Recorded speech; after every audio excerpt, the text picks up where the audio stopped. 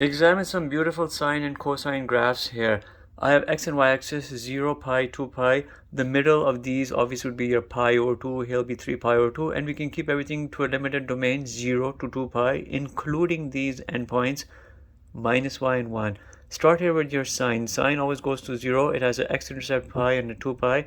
Sine of pi over 2 is a 1. Sine of 3 pi over 2 is a minus 1. All you have to do is connect these dots and you have a representation which develops in the following manner. This here is my sine x function.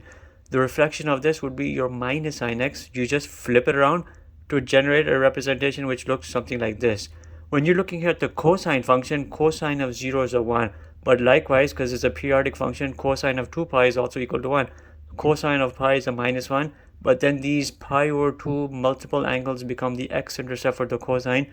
You connect those particular dots to generate your cosine function. Here it is.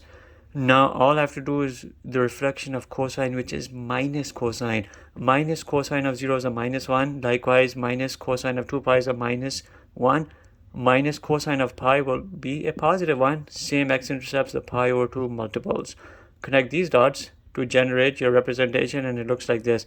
All I'll do is make a little boundary line over here and we'll call this x is equal to 2 pi. We have this right here, my y-axis, x is equal to 0. Now you're seeing it. Identify these. Here's your sine function, sine x. This right here is your minus sine x. You see this curve right here?